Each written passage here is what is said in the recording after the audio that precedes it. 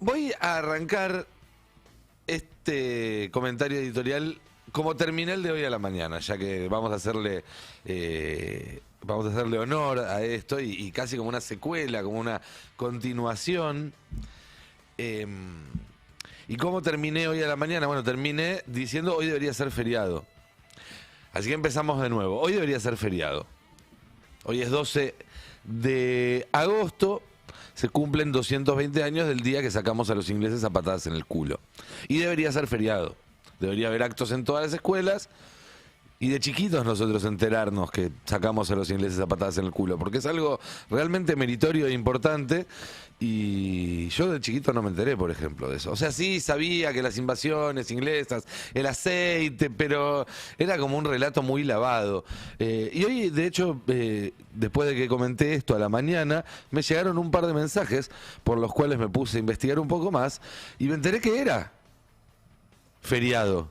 Perón determinó que el 12 de agosto fuera feriado, el día de la Reconquista. Y durante una década, entre el 46 y el 56 fue feriado. Después vinieron los milicos con la Libertadora y lo sacaron.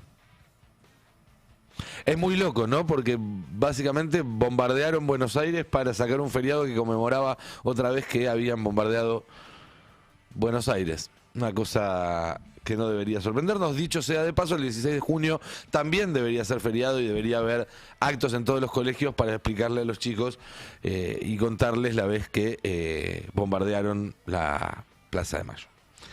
Pero bueno, hoy a la mañana yo hacía este comentario y agregaba en una reflexión que me parecía pertinente en un contexto donde estábamos viendo los niveles de entrega del gobierno, después de lo que pasó la semana pasada y demás, que las invasiones inglesas son de alguna manera el evento fundacional de la Argentina como nación, de la Argentina como algo en sí mismo. ¿Por qué? Porque los ingleses nos invadieron y los españoles, que se suponían que eran los que estaban a cargo, los que tenían que cuidarnos y demás, agarraron el tesoro y se rajaron. Eso hizo el virrey. Y además había entre las clases más acomodadas de la sociedad argentina de ese momento, de la sociedad porteña sobre todo de ese momento, muchos que le dieron la bienvenida al invasor y organizaban fiestas para que bailaran y les presentaban a sus hijas y todo eso resuena mucho con lo que está pasando ahora. Pero no solamente las invasiones inglesas nos fundan como nación, sino que nos fundan como nación plebeya, porque se les dio las armas por primera vez a los mulatos, a los indios, a algunos negros, a los que eran la clase trabajadora en esa sociedad. Y bueno, y una vez que les diste las armas, obviamente hay cosas que no se pueden revertir y por eso desde un comienzo Argentina nació con una identidad plebeya. Bueno, salí de hacer el programa hoy a la mañana, agarré el telefonito, estaba volviendo a casa y de repente me crucé con un video de Julia Rosenberg en Gelatina donde decía básicamente, o desarrollaba básicamente las mismas ideas que había tratado de desarrollar yo, solo que mucho mejor, porque es historiadora, porque sabe más del tema, así que en vez de repetir un montón de las cosas que dije hoy a la mañana, les regalo un par de minutos de Julia porque realmente está muy muy bueno esto que dijo. De un invasor externo con sus secuaces internos, que esto hay que aprenderlo, siempre sucede, nuestro pueblo se constituyó como tal.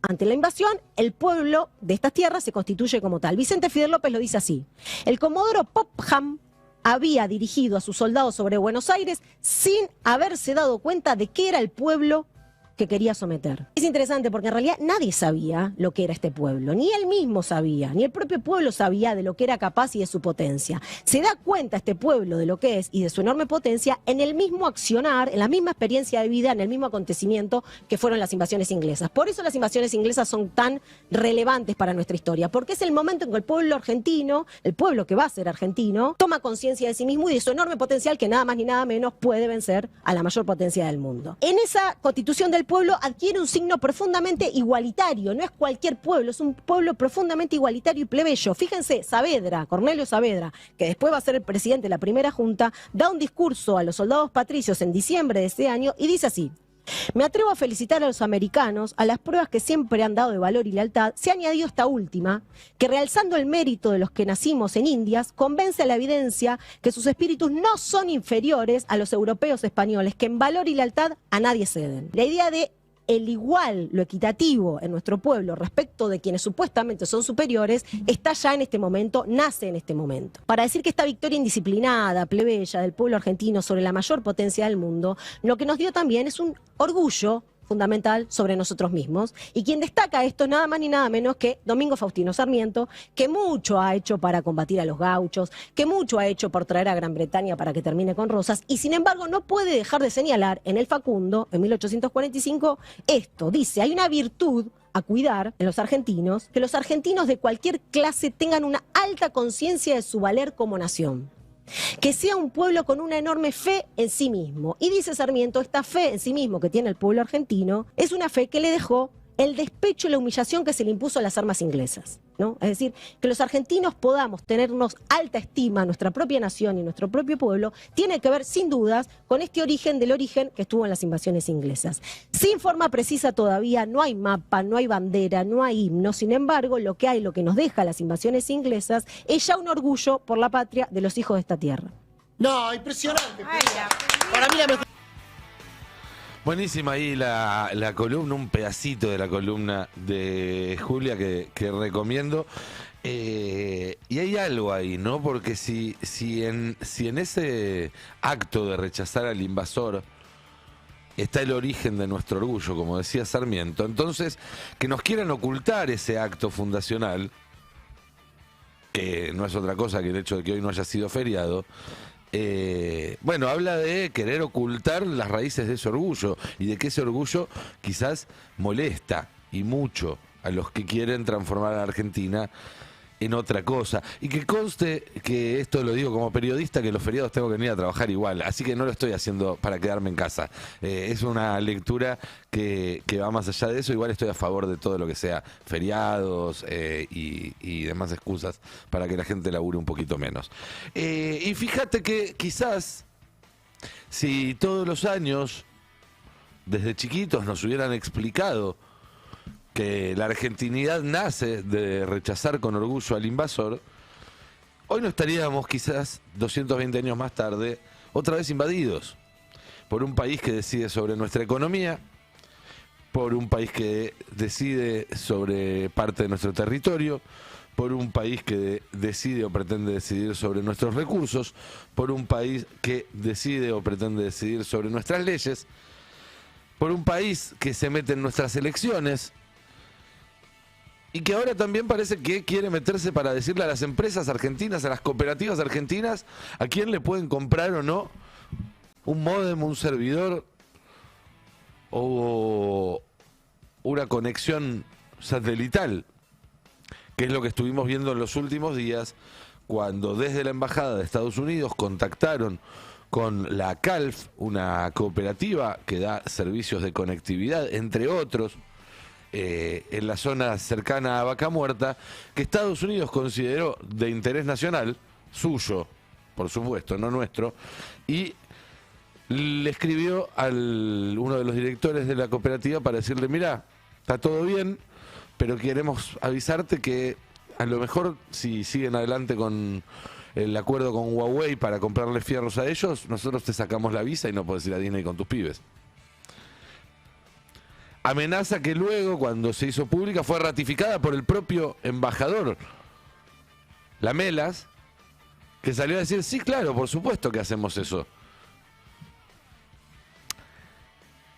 Y acá un punto importante. Uno puede enojarse con Estados Unidos por hacer eso, sí, por supuesto. Puede culparlos por hacerlo, bueno, no, así se comportan los imperios. El problema es que quienes se supone que deberían estar defendiéndonos, quienes deberían haber llamado para dar explicaciones al embajador, quienes deberían haber dicho esto es inaceptable, en vez de cuidarnos a nosotros, colaboran con la entrega. Uno hasta podría sospechar que trabajan para la entrega. Uno dice, en un país normal el canciller hubiera llamado al embajador para que brinde explicaciones. Bueno, yo no sé si en este país y en este momento el canciller no es empleado del embajador. Y algunos dirán, bueno, pero estas cosas siempre se hicieron, Estados Unidos siempre presionó. Es cierto, menos quizás en algunos momentos. Lo que nunca había pasado como ahora es que se hiciera tan a la luz del día, tan abiertamente, tan desembosadamente, con un lenguaje tan explícito que no solamente funciona para relatar los hechos, sino que funcionan también como una advertencia hacia adelante. Miren que vamos a hacer todo lo que tengamos que hacer, que el único lenguaje que entendemos es el del poder, que no nos vamos a detener ante ninguna ley argentina, ante ninguna institución, sino que vamos a seguir adelante buscando nuestros intereses, los de Estados Unidos y los de un grupo bastante pequeño dentro de Estados Unidos, y no lo de los argentinos. Y eso que durante tanto tiempo se denunciaba, que Estados Unidos tenía una expectativa imperial de dominación sobre todo el continente americano, y que muchos decían, no, estás exagerando, no, sos un sobregirado, no, pero ¿cómo va a ser eso? No, en realidad les preocupan las instituciones, el libre mercado, la democracia. Bueno, hoy ya ni siquiera está esa máscara. Ayer el Departamento de Estado de Estados Unidos publicó un video muy extenso de más de 5 minutos haciendo un largo repaso histórico sobre la doctrina Monroe y el compromiso de Estados Unidos con todo el continente, para terminar diciendo en los últimos segundos del video esto. Avancemos hasta la era moderna, donde la doctrina ha encontrado a su último defensor en el presidente Trump. Mediante la ejecución de la Operación Resolución Absoluta, Estados Unidos capturó al dictador venezolano Nicolás Maduro, trasladándolo a suelo estadounidense para responder por cargos de narcoterrorismo. Esta calculada maniobra envió una señal resonante a todo el hemisferio, acentuada por la propia declaración del presidente Trump. Bajo nuestra nueva estrategia de seguridad nacional, el dominio estadounidense en el hemisferio occidental nunca más será cuestionado. A lo largo de 2 siglos, la Declaración de Monroe había moldeado la política exterior de Estados Unidos a través de distintas administraciones y en eras geopolíticas fundamentalmente diferentes. Lo que comenzó como una advertencia a las potencias europeas evolucionó hasta convertirse en un marco para el dominio regional, uno que sigue siendo la piedra angular de la estrategia estadounidense en el hemisferio hoy en día.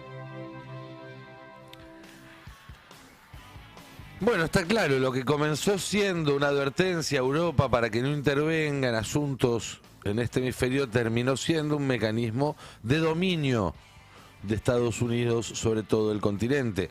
Uno busca la palabra dominio en el diccionario y la primera acepción es poder que alguien tiene de usar y disponer de lo suyo. Mira vos. Eso somos para Estados Unidos y eso es lo que defienden Milei y este gobierno para la Argentina, porque ellos están obviamente trabajando como parte de este proyecto neocolonial. Es un gobierno delegado que actúa en nombre y para el interés de poderes extranjeros y de un puñado de argentinos que colaboran porque se ven beneficiados, algo que sucedía en 1806 cuando vinieron los ingleses y que sucede ahora. En algunos casos, incluso con gente que forma parte de las mismas familias. Un saludo al canciller Kirchner.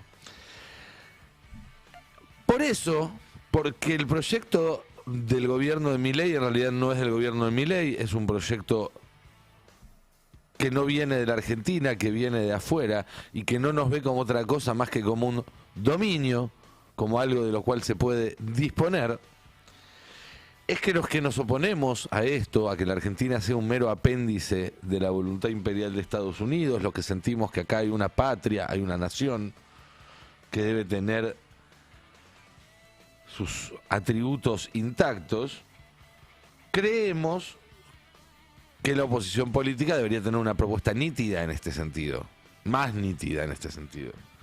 porque uno no puede ser medio soberano. Es como el chiste de medio embarazada. No, bueno, uno no puede ser medio soberano. ¿Sos soberano o no sos soberano? O sos soberano y decidís por vos mismo y para vos mismo, o decide otro por vos y para sí. Esa es básicamente la disyuntiva en este momento. Y en ese sentido le llamó la atención a Juan Derbencis, el productor con el que hacemos estos informes, y me lo pasó y a mí también me llamó la atención esta entrevista, este testimonio, uno de tantos que todos los días se emiten en canales argentinos, a un chico en la calle, en una estación de tren, en este caso creo que era en Constitución. El futuro está muy oscuro. Sinceramente, yo creo que no diría no hay salida, porque bueno, siempre se intenta mirar para adelante, pero como tal está muy difícil salir. Sinceramente creo que ya no es, obviamente lo siento, es un problema de este gobierno, eso es evidente, pero ya venía del pasado. Creo que las posturas políticas de los partidos políticos en general no aportan una visión a futuro. No saben escuchar al pueblo, no les interesa la independización económica de la Argentina, no les preocupa las tierras, esto viene en general. Yo creo que la Argentina últimamente se ha visto sumida en un bipartidismo. Bueno, yo creo que todos sabemos cuáles son los dos partidos que predominan. Sinceramente creo que haría falta un partido que se ponga la camiseta, que diga, bueno, vamos a sacar a la Argentina adelante, las tierras son de los argentinos, trabajo argentino, mano de obra argentina, no necesitamos fuerzas extranjeras, por así decirlo, industrializar lo que serían los recursos y bueno, salir adelante con lo que tenemos, que la Argentina es un país muy rico.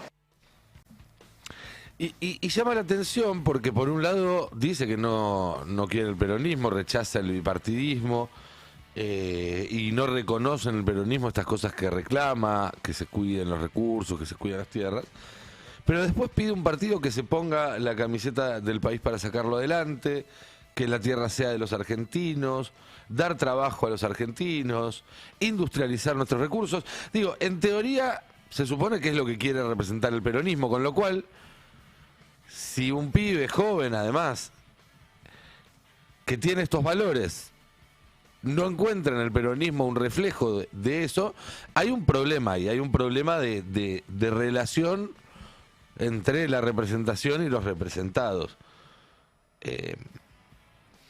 Y esto es importante porque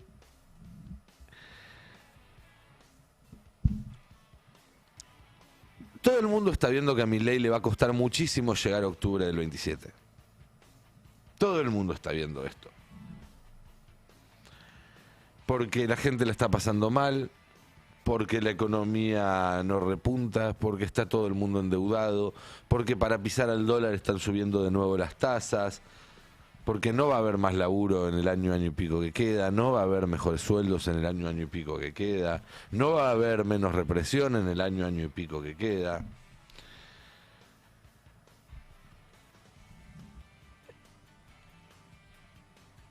Y ante ese cálculo, que dice, miren que a Milei le va a costar mucho,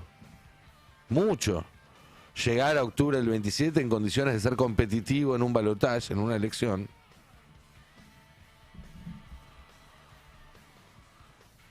Y el Círculo Rojo reacciona buscando planes A, B, C, D. Mañana se lanza como precandidato Daniel Haddad. Ya habían probado con Goebbels, con Brito, ahora con Haddad. Los miden un par de meses, cuando ven que no repuntan las encuestas van a buscar al siguiente. ¿Por qué? Porque quieren vender un mileísmo sin Milei. Un gobierno que mantenga el rumbo con un rostro un poco más humano. Bueno, tengo una mala noticia. Este rumbo no puede tener un rostro un poco más humano. Es como querer ponerle un rostro un poco más humano a Freddy Krueger, al payaso de It. Las cuestiones de fondo de este gobierno, que son las que quieren mantener, los que hablan de mantener el rumbo, son las que están causando que la gente esté cada vez peor. No hay un mileísmo con rostro humano. El único rostro del mileísmo es este, por ejemplo, el de trabajadores despedidos a quienes les ofrecen pagarles el despido en mercadería. Lo tenemos en el tape número 9. Sí, eso fue en enero, a principio de año, una camada de 16 compañeros, y ahora hace 2 semanas empezaron otra vez, fueron quitando a 2, de 4, ayer se sacaron a 4 compañeros más. ¿Y te dijeron qué es lo que te van a ofrecer como despido en este caso? A mí por ahora me dijeron que me comunique con Recursos Humanos, estuve hablando con unos compañeros ayer, me dijeron que a ellos les están ofreciendo, los están echando y les están diciendo que se lo van a pagar en 12 cuotas. ¿En 12 cuotas? 12 cuotas. Encima que los despiden. Encima que los despiden, ofrecen 12 cuotas o mercadería. En 12 cuotas o mercadería. Traten de ponerle un rostro humano a eso. O a personas que tienen que endeudarse para comer y luego ya no saben cómo salir de ese circuito. Sí, en este momento tengo bastantes deudas. Coméntame, ¿qué debes? ¿A quién le debes? Y por ejemplo, debo la tarjeta de crédito, que estoy pagando el mínimo. Después saqué un crédito que me disminuye la jubilación bastante. El ABL no lo estoy pagando, bastante mal. ¿Para qué usas la tarjeta de crédito? Para comida, nada más. Nada más que para alimentos. O este otro caso de un jubilado que cuenta que cobra la jubilación, compra los remedios y se queda sin nada. ¿Cómo se hace para llegar a fin de mes? Estamos a 30. Por favor, si nos llegamos a 20, no te digo a fin de mes. Nos llegamos y no llegamos. No sé, no entienden. ¿Cuántos años tiene, señor? 86. 86 años. Sí, señor. ¿Cuánto cobra de jubilación? No llego a 40.000. ¿A 400.000 pesos? Sí. ¿Y con esos 400.000 pesos cómo hace? Mirá, comprar remedio y no te queda nada. Si no te dan los vecinos o no te ayuda un familiar, chao. ¿Y qué come? ¿Cómo hace? ¿Cómo se alimenta? Y mirá, más que polenta y papa hervida. ¿Polenta y papa hervida? Sí, señor. Y después mate cocido, leche nada, carne nada. Ya ni sé cómo de la carne. Así que... Es muy fuerte lo que me dicen. Sí.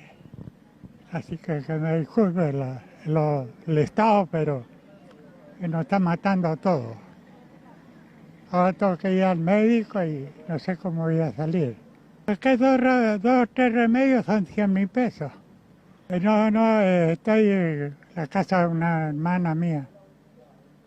Sí. Pero igual tenés gasto. Tengo que ayudarle también a pagar la luz. Y así, un pesito cada uno y para poder pagar. Está difícil ponerle rostro humano a esto, ¿no es cierto?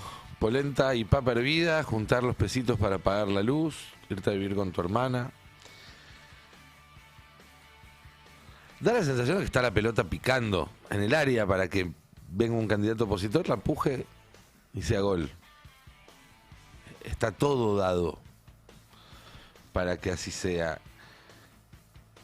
El tema es que la pelota no entra, la tribuna se va poniendo un poco inquieta.